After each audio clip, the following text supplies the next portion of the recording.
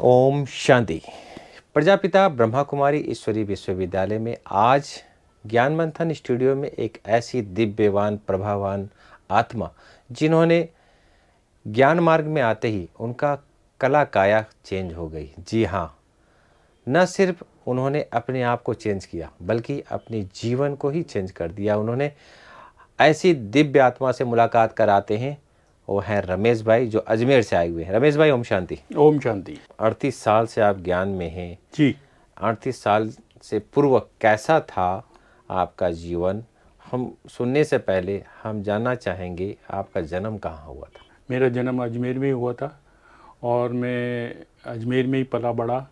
और कॉलेज में आते आते मेरी संगत खराब हो गई। मेरे घर में मेरी मदर ही तंबाकू खाती थी। परिवार में मतलब बड़े भाई साहब भी खाते थे। सुपारी वो लेके कभी खा लिया करता था।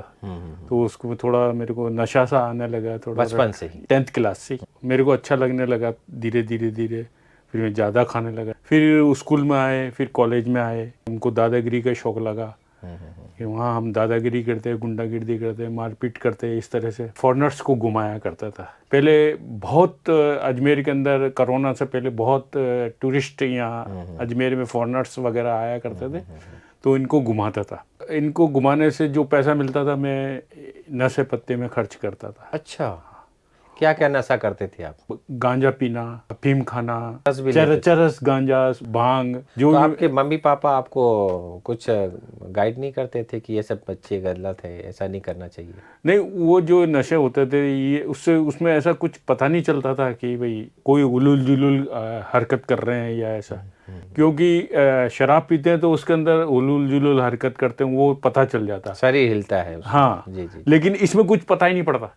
अच्छा, अफीम खाने से या ये सब ऐसा खाने से इसमें पता नहीं चलता कि इसने क्या नशा कर रखा है। ओके। घर वाले इतना डाउट नहीं करते थे। जब फॉरेनर्स को मैं घुमाने लगा तो कुछ फॉरेनर्स से मिल गए जो मेरे को जिन्होंने मेरे को बताया कि इस तरह से स्मैक भी मिलती है, आप स्मैक भी यूज़ किया क्या रहा। पन्नी आती थी जो सिगरेट की पन्नी होती है, उस पर डालकर उसको गर्म करके नीचे से और यूँ उसको धुआं उसको मुँह में खींचते। अच्छा, तो उसमें कैसा लगता है आपको? उसमें एक बड़ा जोरदार सा नशा आता है कि बहुत ताकत सी अंदर से लगती है, एनर्जी फील करता है इंसान, और अपने आप को बहुत ज़्यादा माइंडेड समझता है वो।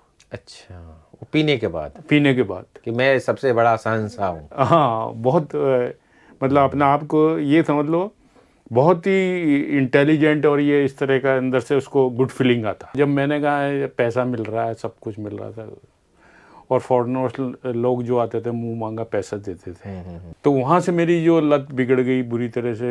शरीर जर्जर अवस्था के अंदर आ गया। फिजिकली योग भी करने लगा, लेकिन फिजिकली योग से मेरे को शांति नहीं मिली। मैं शांति की खोज में था कि मुझे शांति मिले। अब मैंने सब कुछ कर लिया। जैसे पान की दुकान वाले ने कुछ कह दिया, पान भी खाते थे, उसने जरा सा रौब से बोल दिया या कुछ भी बोल दिया तो ठुक दिया करते थे उसको। अच्छा, दादागिरी जैसे का? हाँ जी जी। तो वो लोग केस लगा देते थे, तो केस में तारीख पे जाना पड़ता था यूँ। और यारी दोस्ती भी ऐसी थी ऊंचे ऊंचे लोगों से, जो राजपूत लोग हैं। उस समय रामायण आया क्या टीवी पे आया करती थी दूरदर्शन के ऊपर। मेरे को बहुत शौक था ये देखने का, और मैं भगवान को ढूंढ भी रहा था। और साधु संत और ये कई लोग जो मिलते थे, मैं उनसे पूछता था कि महाराज ये बताइए कि भगवान कहाँ हैं, कहाँ रहते हैं, क्या है, कौन है, पहले तो ये बताइए। तो उनको खुद को ही तो पता होता ही नहीं था। बोलते बेटा ये चिलम पिया भी तेरे को भगवान दिखेगा। वो चिलम पीते वो ताकत मिल जाता था, वो खुद भगवान बन जाते। अहम बस शिवहम, अहम ब्रह्मास्मि, और इस तरह से। तो क्यों ने एक दिन हमारे मामा जी जो लंदन में रहते हैं, उनके जो बड़े ब्रदर थे वो आए हुए थे, तो उनकी डेथ हो गई थी। उसी दौरान मुझसे पूछ लिया क्या तुम भगवान को जानते हो? मैंने कहा बड़ा अटपटा क्वेश्चन है ये। मैंने कहा मैं ही पूछ रहा था सबसे यार, आज मेरे से पूछ रहे। हाँ, मैंने कहा लौकिक माता पिता को ही मेरा भगवान समझता हूँ। बोले नहीं नहीं, ये लौकिक है और एक अलौकिक माता पिता, पारलौकिक माता पिता को आप जानते हो? मैंने कहा नहीं जानता। फिर उन्होंने मुझे बाबा का परिचय दिया, शिव बाबा का, कि आत्मा के पिता परमात्मा है, और परमात्मा आकर हमारे को सदगति करते हैं, हमारे को शांति देते। तो मेरे मन में एकदम स्ट्राइक हुआ कि मैंने कहा मामा जी ज्ञान लिया कहाँ से आपने? क्योंकि इंडिया का ज्ञान है नया और चीज मिला आपको। हाँ, वो विदेशी हमको नॉलेज दे रहा है इस बात की कि भगवान ये है। तो मैंने आपने ज्ञान लिया क्या? तो बोला आपके पड़ोस में ही तो है वो जो राजयोग सेंटर है। तो अजमेर के अंदर श्रीनगर रोड पर एक ही सेंटर था उस समय। तो मैंने कहा मामा जी वो फीस वीस लगेगी? बोलो मैं फ़ोन कर दूंगा फीस वीस के लिए। मतलब बड़ी युक्ति से उन्होंने मेरे को ज्ञान से निकाला। हाँ, फिर मेरे को रात भर नींद नहीं आई, और रात भर नींद नहीं आई तो मैंने कहा कब सुबह और कब जाऊँ मैं। और गुटखा खा के गया सुबह सुबह मैं वहाँ। अच्छा जी जी जी, ताकि ताकत बनी रहे। नहीं, आदत आदत चीज है, संस्कार लेके जाए। हाँ, उठते ही गुटखा खाना। तो बहन जी को तो लगा कि थोड़ी स्मेल सी आ रही थी, तो मेरे को उन्होंने एक भाई को बोला इनको कोर्स कराओ। एक बुजुर्ग भाई थे, बड़े इंटेलिजेंट थे वो, उन्होंने मेरे को कोर्स कराया। तो एक ही चीज़ समझ में आई कि मैं आत्मा हूँ। पहला पार्ट ही समझ में आया, मैं शुद्ध आत्मा हूँ और आत्मा यहाँ रहती है। और इस तरह जब वो लेसन मेरे को समझ में आया तो मैंने जाके दोस्तों को बताया। मेरे जितने भी यार दोस्त थे तो वो मेरे से डरने लगे, और ये तो आत्मा आत्मा आत्मा आ जाती है इसमें, तो इसके तो बात ही मत करो इस तरह से। और विद इन मतलब 1 वीक मैंने पूरा कोर्स किया, लेकिन मेरे को बाकी कोई चीज़ समझ में नहीं आई। इस तरह से जब मेरा कोर्स पूरा हुआ, जब मैंने मुरली सुनी तो मुरली में आया है कि भारत के कुंभकर्णों को विदेशी आके जगाएंगे। मैंने कहा यार ये बात तो किसी ग्रंथ में भी नहीं है, और ये फिट किसके ऊपर हो रही है? मेरे ऊपर ही हो रही है। मेरे मामा जी लंदन में रहते हैं, वो जो ज्ञान में चलते थे। मैंने कहा उन्होंने मेरे को आगे जगाया, मैं ही तो कुंभकर्ण हूँ, और कौन सा कुंभकर्ण आएगा। सही बात है, आपने महसूस किया कि हम हाँ, मेरे को निश्चय हो गया। जी जी, निश्चय हो गया परमात्मा पे, भगवान पे, शिव बाबा पे निश्चय हो गया कि हाँ हो ना हो, ये कोई उन्हीं की ज्ञान है। उन्होंने मेरे को देख के ही ये सुनाई ये बात। इस तरह से मेरा धीरे धीरे 1 मंथ निकला हुआ। 1 मंथ के अंदर मेरे सारे जितने भी ऐप थे ना, वो धीरे धीरे कम होने लगे। अहंकार। हाँ जी जी, कम होने लगे, धीरे धीरे कम होने लगे। इस तरह से 1 महीने में मैंने सारे नशे छोड़ दिए। जब मेरे यार दोस्तों ने मुझे देखा, अरे यार 1 महीने में जितना भी आप तमाकू, गांजा, गुटखा, चरस हाँ, वगैरह सब छोड़ दिए। सब छोड़ तो दिए। आपको ऐसा नहीं लगा कि हमने छोड़ा है तो थोड़ा बहुत लोग छुप छुप के खा लें? होता है ऐसा था कि जब सबसे ज़्यादा प्रॉब्लम मुझको गुटखा छोड़ने में आई, जो तम्बाकू होता ना, वो ये स्मैक, दारू वगैरह ये छोड़ने में मेरे को प्रॉब्लम नहीं आई, क्योंकि वो बहुत समय से खा रहा था, 10th क्लास से खा रहा था। अच्छा, जवानी से ही। हाँ, और ये थोड़ा बाद में हमने नए नए शौक थे वो किए। ऑटोमेटिकली वो पान की दुकान पे पहुंच जाता, तो वो पान की दुकान वाला खुद ही बोलता था आपने गुटखा तो छोड़ दिया यार, पैसा काहे को खा रहे हैं। अच्छा। फिर मेरे को लो जज होता, अरे नहीं नहीं वाकई में सही कह रहा है ये। पहले ऐसे भलाई वाले लोग भी हुआ करते थे, सही रास्ता दिखाते। हाँ, बहुत अच्छा। क्योंकि क्या मेरे को वो समझ गए थे ये अभी अच्छी जगह जाने लग गया है। और मेरे को फीलिंग भी आता, जब मैं मेडिटेशन करता, बाबा को याद करता, उस समय मेरे को फीलिंग भी आता था कोई भी नहीं आया अभी तक और ये फाइल ही चल रही है अभी तक। उन्होंने उसी टाइम लिख दिया उसमें बरी किया जाता है, आपको कोई एविडेंस नहीं है। इस तरह से दोनों केस ख़त्म हो गए। बहुत रिलीफ मिला मेरे को। बाबा के ज्ञान में चलाता था, वो पोस्टमैन था, पढ़ा लिखा था मैं। तो जब मैंने एग्ज़ाम फाइट किया तो एग्ज़ाम में मैं पास हो गया, परमानेंट हो गया। इस तरह धीरे धीरे धीरे मैं ट्रेजरर बना, सब पोस्ट मास्टर बना, सब पोस्ट मास्टर से मैं रिटायर हुआ। फिर ये सब जो भी आपने पोस्ट हासिल किया है, इसके दौरान जो ज्ञान मार्ग में आप चल रहे थे, कितना प्रभाव पड़ा पिछले लाइफ में और अभी में? कितने लोगों को जो व्यवहार थे, कितना परिवर्तन आया? एक तो मेरे परिवार में सबसे बड़ा लोगों को बड़ा ताजुब हुआ कि क्या ऐसा भी हो सकता है क्या। नहीं, वो बोलते तू पहले ही अच्छा था। मैंने जब शराब पीते थे तब अच्छे थे। क्योंकि सब चीज़ खाता था, खिलाता था लोगों को, सब कुछ करता। और अब तूने खाना बंद कर दिया, बाहर का भी खाना बंद कर दिया। शुरू शुरू में जब घर में भी हमारे बहुत सारे सब मीट मछली सब खाया करते थे। बहन जी के साथ में जा रहा था कोई कार्यक्रम के अंदर, तो बहन जी की थोड़ी स्मेल आई होगी लहसुन प्याज की।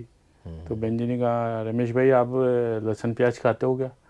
मैंने कहा हाँ खाता हूँ। मैं तो बुरा मानता ही नहीं था, कि मुझे पता ही नहीं था कि वे लहसुन प्याज भी खाते हैं कि नहीं खाते हैं। हाँ, इस तरह से उसमें पता नहीं चलता कि खराब चीज़ है। हाँ जी जी। तो मैंने कहा हाँ खाता हूँ।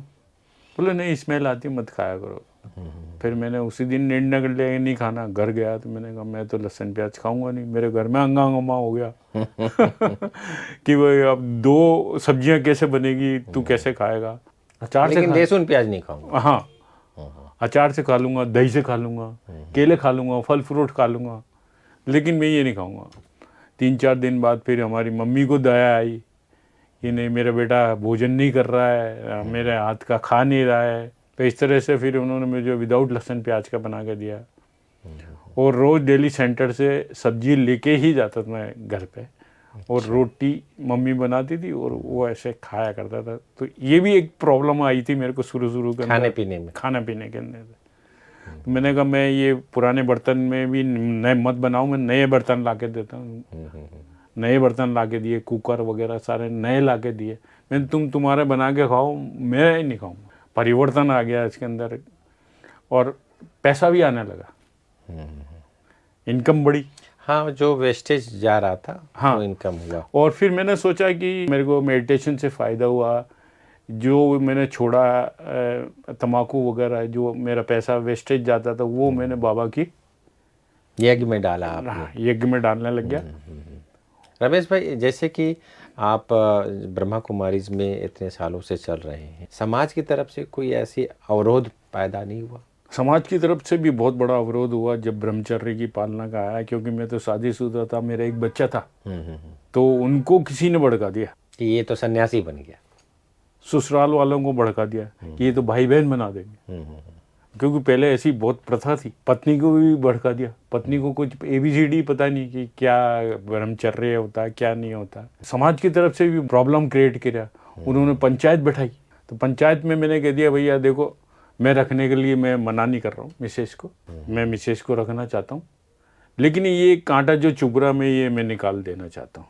मैं पैर नहीं काट रहा हूँ, पैर में जो कांटा चुभा है ना उसको निकाल रहा हूँ। तो पंचायत ने कहा जैसे रहते हो आप रह सकते हो, आप हम पंचायत कोई बाध्य नहीं कर सकती आपको कि आप ब्रह्मचर्य के पालना मत करो, ये आपका अधिकार है, आप कुछ भी कर सकते हो, आपकी लाइफ है। पंचायत इसमें क्या इंटरफेयर कर सकेगी? अगर वो लोग छोड़ना चाहते हैं तो छोड़ सकते हैं, बाकी हम नहीं छोड़ेंगे। हाँ, क्योंकि मेरे बच्चा था, बच्चे को छोड़ के भी नहीं जा सकते, नहीं जा सकते, बंधे हुए थे हम। हाँ, थोड़ा वो तो सारा फैमिली जो है आपका ज्ञान में आ गया। हाँ, अब फैमिली भी आ गया, बच्चे भी आ गए, सब धीरे धीरे ज्ञान में कितने लोग ज्ञान में चलते हैं? अभी तक तो शेष है, युगल है, वही अभी तक ज्ञान में आई है। आसपास के लोग जो जुड़ने लगे धीरे धीरे, आसपास के पड़ोसी लोग जुड़ने लगे। हाँ, बाकी घर परिवार से कोई और नहीं आया? और नहीं आए। ओके। तो रमेश भाई, जैसे कि जब आप माउंट आबू आते हैं, बाबा से मिलते हैं, तो आपके अंदर में बाबा के प्रति जो प्यार है जी, क्या लेकर जाते हैं मधुबन से जब जाते हैं? तो मैं बाबा से पूरी शक्तियाँ भर के जाता हूँ, और यहाँ से शक्ति भरने के बाद मैं जब जाता हूँ तो मेरे अंदर, मैं सोचता हूँ कि मेरे अंदर कोई नेगेटिव नहीं आए। तो इस तरह की मैं सोचता हूँ मेरे अंदर कोई नेगेटिव नहीं आए, मानसिक संतुलन मेरा बना रहे, बुद्धि की एकाग्रता रहे मेरे अंदर, और सेंटर पे भी मैं खूब सेवा करूं। और जो नशा मुक्त अभियान चल रहा है अभी, इस नशा मुक्त अभियान के तहत हमने बहुत सारे कार्यक्रम किए अजमेर के अंदर।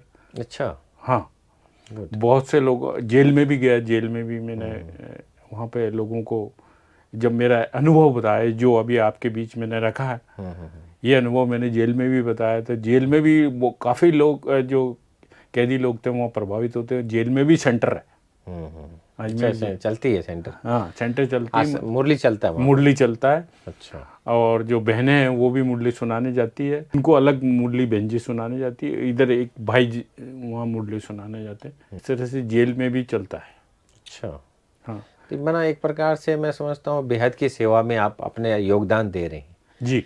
तो इसमें घर से कोई प्रॉब्लम नहीं आती है? जो आप घर से मेरे को किसी प्रकार की कोई वो प्रॉब्लम नहीं है, कोई तरह की मनाही नहीं है। आप कितनी भी सेवा करो, कुछ कितने दिन भी रहो। बहुत अच्छा। तो बाप दादा ने आपके जीवन को परिवर्तन किया, उसका रिटर्न आप कैसे देंगे? जो अपनी चाल चलन है उससे ही चेहरे से पता चलता कि ये इसमें कोई अलौकिक शक्ति है। वो चेहरे और चलन से लोगों को और हमारे व्यवहार से हमारे को पता चलता है कि हाँ, इसमें कुछ ना कुछ है। यही परिवर्तन बाप दादा देखना चाहते हैं दुनिया के अंदर, ये हमारा चलता फिरता एक म्यूजियम बन जाए। म्यूजियम बन। रमेश भाई, आपसे बात करके बहुत ही अच्छा लगा। आज की युवाओं जो पीढ़ी है जो व्यसन से युक्त है, उनको आप क्या प्रेरणा देना चाहेंगे कि आपके जीवन से कैसे मैंने अपने आप को परिवर्तन किया? आप उन आत्माओं को क्या संदेश देना चाहेंगे कि वो भी अपने व्यसन जो पी रहे हैं, बीड़ी सिगरेट तंबाकू गुटखा जो खा रहे हैं, उससे वो मुक्त हो जाएं? कि जिस तरह से मैंने अपना जीवन परिवर्तन किया, इस तरह आप भी अपना जीवन परिवर्तन कर सकते हैं। बिल्कुल ईजी है, इसमें कुछ नहीं करना अपना आपको। यहाँ जो ब्रह्मा कुमारी सेंटर है वहाँ आप जाइएगा, वहाँ आपको मेडिटेशन का कोर्स कराएंगे। उस कोर्स की बदौलत आपके अंदर एक शक्ति बढ़ेगी और इस शक्ति से आपके अंदर परिवर्तन आएगा, आपका जीवन चेंज होगा, आपके जीवन में उन्नति होगी। भारत मुक्त अभियान चल रहा है कि थोड़े दिनों में भारत मुक्त हो जाए, व्यसन मुक्त हो जाए। यही हमारी आकांक्षा है, यही हमारा संदेश है, यही हमारे को परमपिता परमात्मा ने बताया है कि भारत एक नशा मुक्त होने से बहुत स्वावलंबी बनेगा और जो इकोनॉमी की पावर हमारे अंदर भी आएगी, हमारे परिवार के अंदर आएगी। हमारा परिवार सुखी होगा तो समाज सुखी होगा। तो दोस्तों, आज आपने देखा कि कैसे हमारे रमेश भाई जी ने अपने जीवन को, परमात्मा ज्ञान को अपने जीवन में संचित करके योग के प्रयोग से व्यसनी से निर्व्यसनी बने। ऐसे ही जीवन गाथा एक बार फिर आप नए समय पर नए व्यक्तित्व के साथ आपके लिए लेकर आएंगे। तब तक के लिए धन्यवाद। ओम शांति। ओम शांति। बहुत बहुत आपका भी धन्यवाद।